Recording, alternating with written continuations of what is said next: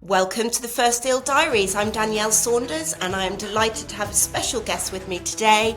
I met Rob 2 years ago on the Property Mastermind programme with Simon Zucci, so I'm very much looking forward to our conversation. Rob, welcome to First Deal Diaries. Thank you very much, Danielle. How are you? I'm very good. Yeah, looking forward Good. to a good chat with you. Absolutely. You enjoying the autumn sunshine? It's lovely, yes. More than the rain we've had over the last couple of days. It's lovely to see the sun again. Absolutely. Okay, so Rob, you head up, as the lovely branding on your shirt says today, HMO HQ. Tell me a bit more about this. I certainly do. So HMO HQ, I set up originally. I thought it was going to be a guaranteed rent model, but then sort of progressed it actually to become a full specialist HMO letting agency. As I feel that, as it's becoming a more regulated market, well, compliance orientated market, professional market, as the whole of property investing is, it's becoming more professional. That I think there's a bigger scope for high end management of HMOs. Absolutely. So take me back 10 years. What were you doing? 10 years, I was living in London. I was working as a kitchen fitter, bathroom fitter. I was also a qualified electrician, so I was doing all my own electrics, fitting out whole flats, basically anything to do with property refurbishment. That's what I was doing. Okay, brilliant. So you were in London with your wife. Did you have kids at that point? Yeah, we had both kids at home in London. Lovely. Jess and Dolly. And then you moved down to the South Coast. We did. Just after COVID, we were given the opportunity because of working from home for my wife, Kat. We moved down to Hampshire and absolutely love it being on the coast. Woods all around us and the coast within 10-15 minutes. Absolutely. And are you still on the tools? No, not officially. As we'll talk about my deal, I've been doing a little bit of work on it, but yeah, no, I've come off the tools. Okay, so you're sort of full-time property, full-time dad. Excellent. All right. So you've gone for HMOs as your sort of main strategy. You're not currently buying. So what was it that drew you towards the management side? Um, Cash flow initially. We wanted to create a cash flow generator, but I don't see this as just cash flow. It's creating a business and a scalable business that we don't have any intention to sell. So it is fully systemized and set up. So it is a valuable asset rather than just me managing some HMOs, if that makes sense. It does, yeah. So you're planning on sort of being able to step back from the business at some point in the future and enjoy your life with the kids and that sort of thing. Indeed, yes, yeah, very Absolutely. much so. Sounds great. And you're the co-host of Portsmouth PIM meeting. I certainly am. Yeah, I took that over. Joined Alan at the beginning of the year with that. Absolutely love it. Big believer that your network is your net worth, and I just love being at the front and helping inspire other people to take action and go out and find deals and learn more for myself as well. Yeah, that's one thing I've seen in you since I've known you, Rob. There's two things actually. Firstly, you take all the information on board. If I want to know something about legislation, I ask you. And the second thing is, you know everybody. Again, it's that if I need to find somebody who can help me with something, I'll ask Rob because you will know somebody. What makes you that way? Why are you so into your networking and meeting people? Well, I think that comes on to wealth dynamics and personality profiling. I come out as a star, which is sort of part creator and part going out and meeting people, sort of extrovert. Uh, Blaze, um, it just makes me look at the detail. I can understand people. I can just memorize what they do, and just I really enjoy connecting people. Yeah, And so, absolutely. yeah, remembering that someone, I don't know, is an EPC assessor in the next town along, and oh yeah, actually, 6 months later, I hear that someone needs an EPC assessor. It's like, yes, yes, I know who you need to call. Um, yeah, I Absolutely. get satisfaction out of doing that, but it also builds my what's the word? Your reputation, Exactly, that's exactly what it is. Yeah, I'm the one who knows credibility. those people. Yeah, yeah. Absolutely. And for the people listening that don't understand wealth dynamics, so wealth dynamics is a personality assessment that you can do a free one online, and it shows you 4 different profiles, which are Blaze, which is kind of your people oriented people, your Dynamo, which is the people that like to go out and start stuff.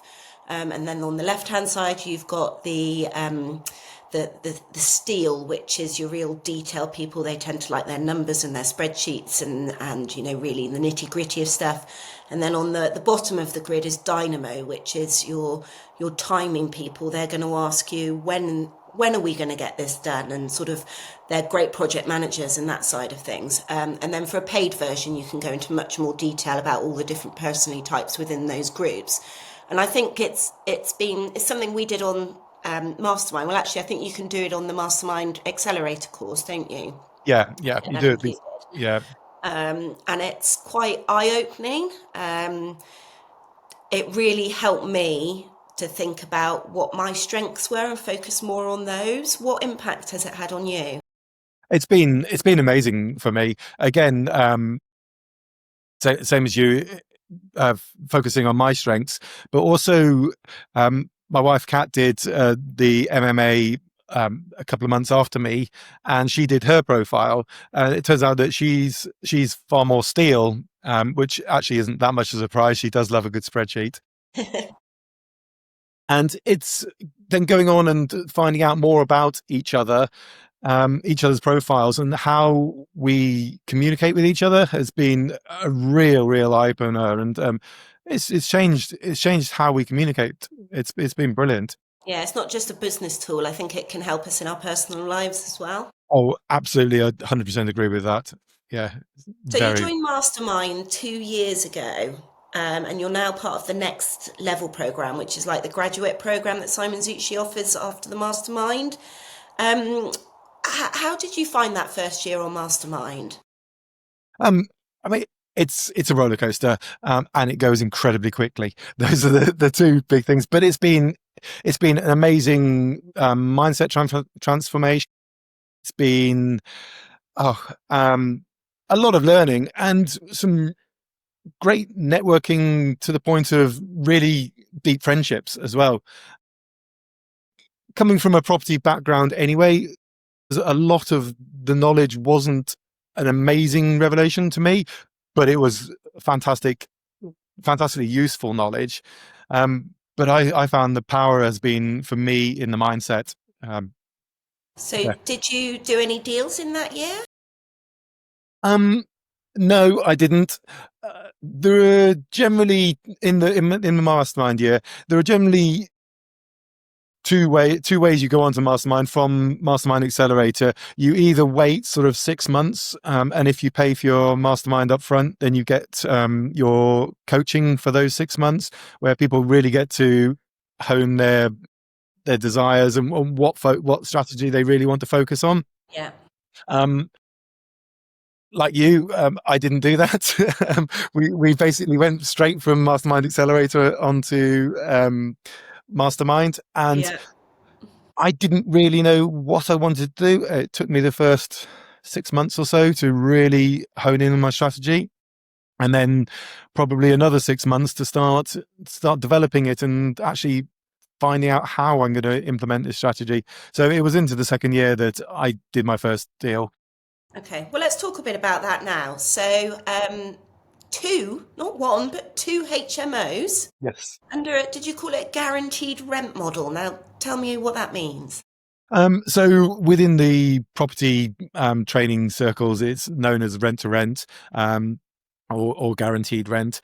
It's basically we pay the landlord a fixed rate for a period of 5 years for each property, and then we rent the properties out for whatever we can, and we take the uplift from the two properties.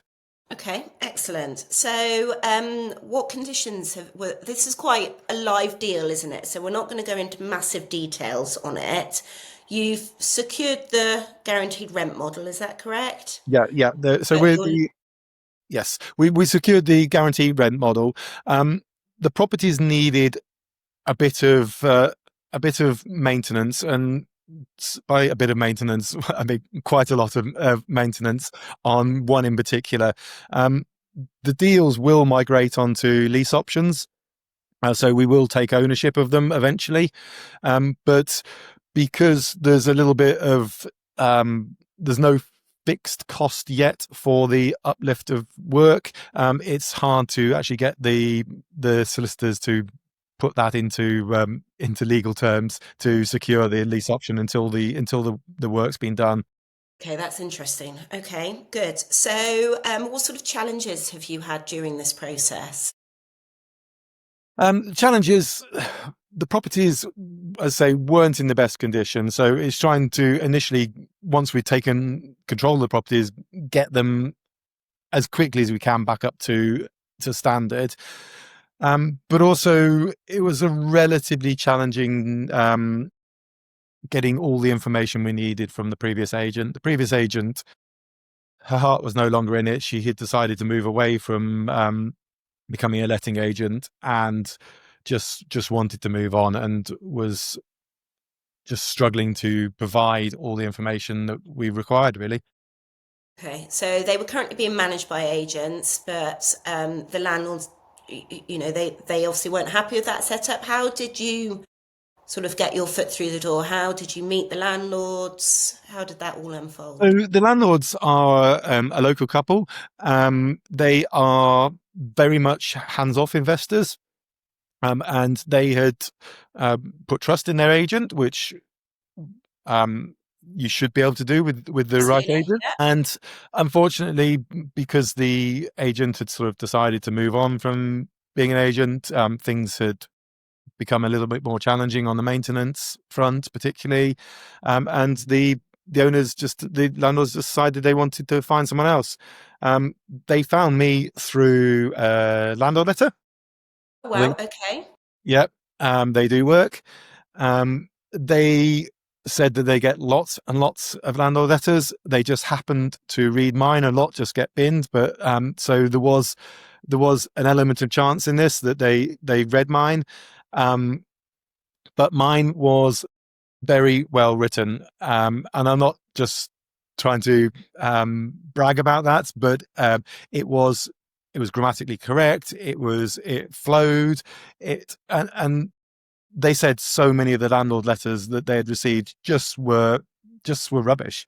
And in a world where we are getting more and more about professionalism in property management, landlords are only going to reach out to people who come across as professional right from the start. You're right. You've got to be the best of the best, I think, Yeah, in this yeah. market.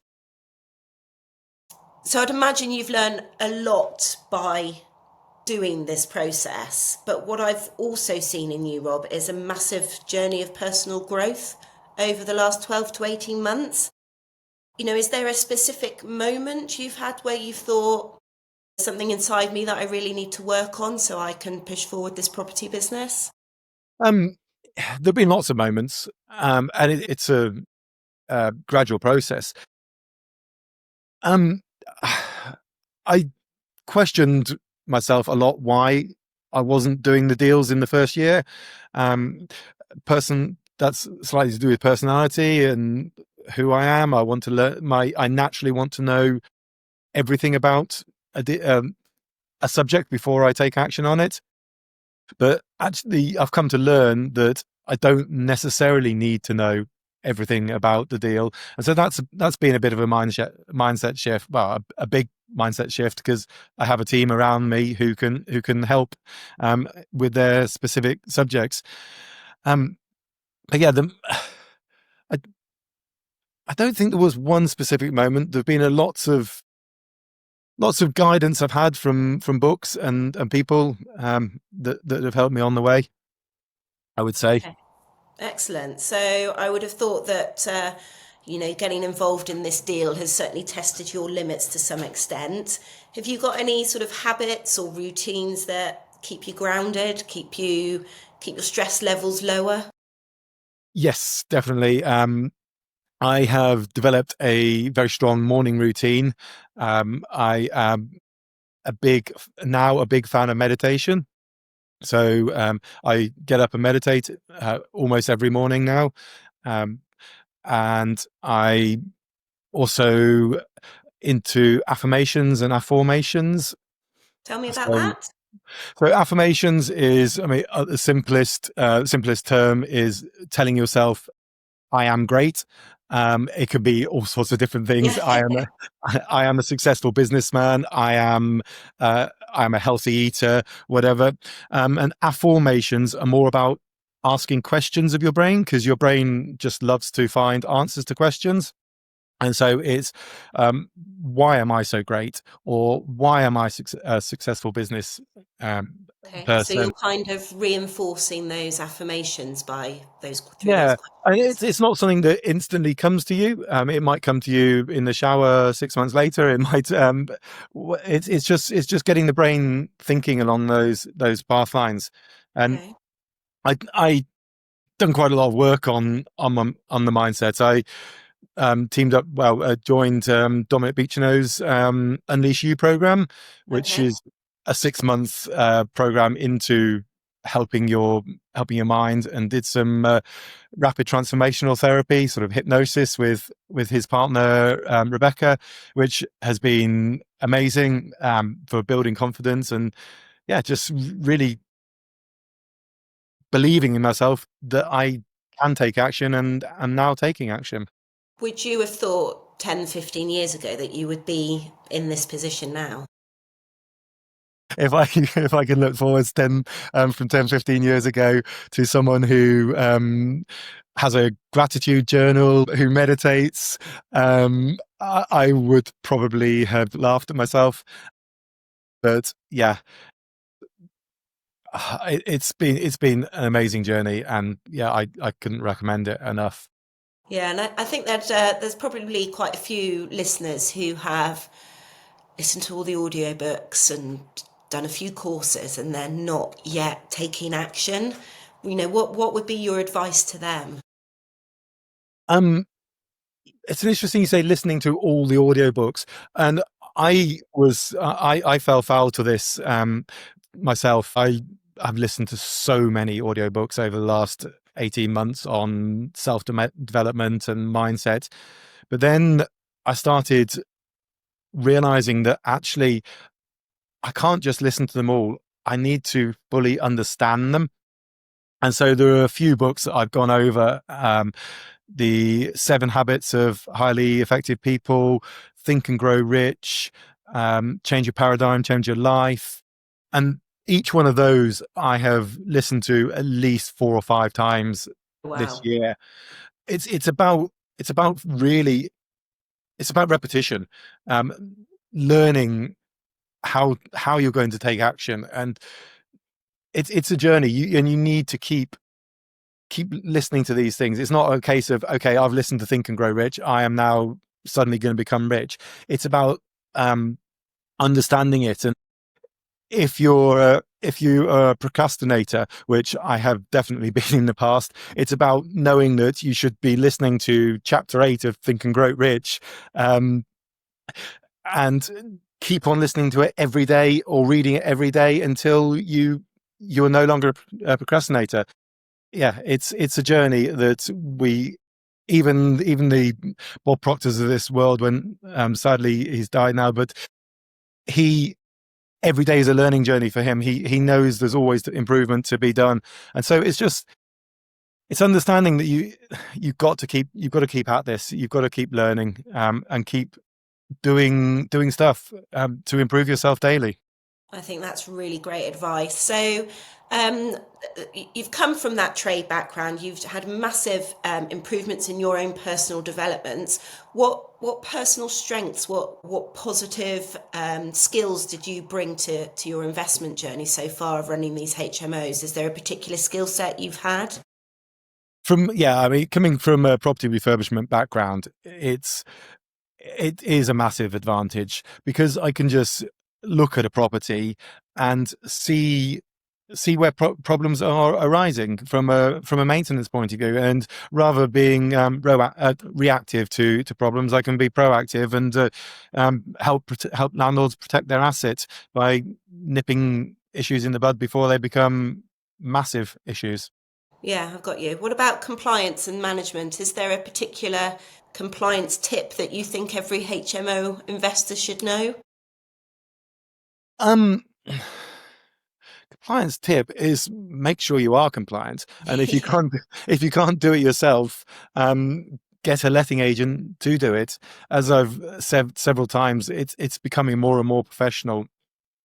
And when if you're going to take on a letting agent, then if they say to you, "Oh, as a selling point that they'll keep you compliant," that shouldn't be a selling point. That should be the floor of what they offer, not the ceiling. So compliance to me is just it's just a system and it's a process. You just go through it. And there's nothing particularly challenging about it. It's just a case of keeping on top of it and having a system to keep on top of it with. So if I was looking for somebody to look after my HMO, how do I do my due diligence on an agent? What should I be looking for? Um, Having a chat with them, and the first thing to do is start this. If you're doing a refurbishment project, um, don't leave it till the last minute to start looking for your agent. Get to know them from early on in the process. Um, Understand what their fees are. Agents, letting agent companies are they're businesses. They're there to make money, and it's understanding about where their fees are charged. So you're not coming from shocks like, oh yeah, why are you charging me this? Why are you charging that? But it's having good local knowledge as well, being able to get on with them, having understanding their team, whether what their team background is. Ideally, the owners or management will have some sort of property investing knowledge as well, so they're not um, just looking at it from a fee making Yeah. a It's fee a making. people's business, isn't it? It's You've got absolutely to a people's build business. Yeah, relationships. yeah, definitely. Absolutely. That's been really interesting. So let's pick up the pace here a bit. I've got some quick fire questions for you, Rob. Are you ready? Hey, let's go for it. What's your go-to tool when you're working on a site? I like the noisy one, the multi tool. It is just a wonderful bit of kit. Saves a lot of dust and a lot of heartache. Yeah, it's just a quick, easy tool to use. Sounds good. Favorite job you've ever worked on? A flat that I refurbished for a friend in London. It was a grotty basement flat, and I turned it into a really, really nice high end property that they actually went on. They were going to live in it for a long time, but plans change as they always do, and they ended up selling it and making over £250,000 profit on it. That inspired you at that point to think about getting into property one day. Exactly. Yes. Yeah. A flip or a lease option? Well, this is a tricky one. The builder in me loves the flip, but I think the long term benefit of of a lease option, I would choose. Yeah, I agree, I think. So one word to describe your HMO deal? Learning. Learning, yeah. Best thing about being off the tools? Not coming home filthy every Yeah, day. okay, I'll take that. The most underrated skill for a landlord? I would say emotional intelligence, being able to just take take a step back and looking at it from everybody's point of view before rushing in and making a hasty decision. I think I need to work on that as being a mum as well. Yeah, it's a work in progress for all of us. Biggest compliance headache? Um, Again, I don't really see compliance as a headache. It's a process. And as long as you follow that process, you shouldn't be getting any headaches. And this is why you're running a HMO management company, Rob. You just get Yeah. it. Early bird or night owl? Both, but not consecutively. I love early mornings. I love staying up late at night. But yeah, it's not a recipe for success if you do both. No, it's not indeed. Finish this sentence. A good HMO is all about. Quality, quality product, quality tenants, quality landlord, and obviously quality management. Excellent. Okay. And finally, describe HMO HQ in 3 words. I think I need to follow on from that. Quality for all. Okay. I like that. Okay. So where do you see this lovely business of yours going in the next few years? Well, as touched on, I see it as a business. I want to, well, I'm going to develop it to the point that I have a director running it for me, so that as I build my own HMO portfolio, I know that my HMOs are going to be successfully run and profitably run, well managed, the whole lot by my management company, which I'm not having to give away the additional profit to another management company. Yeah, absolutely. So what areas are you operating in at the moment? So currently we're in Hampshire. My current properties are in Southampton, but that will spread to Portsmouth, definitely, where I'm the co-host of the PIN meeting. But yeah, this sort of area. But we will be taking it wider afield as we grow. Excellent. It sounds absolutely brilliant. I think you've got a really good business model there, Rob, and I wish you great success. It's been a pleasure having a chat with you today. How can people get hold of you if they want to follow your journey or look at your services?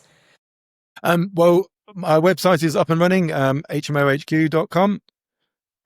Or they can reach out to me, rob at hmohq.com, and or come along to Portsmouth PIN meeting. Excellent. Rob, thank you for your time today. I've really enjoyed our chat. I hope you have too. I very much have, yes. Thank you very much, Danielle. You're welcome. I hope you've enjoyed listening to this episode of First Deal Diaries, and do reach out to me or Rob if you've got any questions about things that have been discussed today. And of course, if you're doing a first deal and would like to be on this podcast, then do get in touch. Have a great day. Thank you for listening to First Deal Diaries.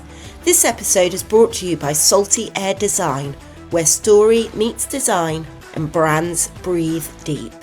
See you next time for another First Deal story.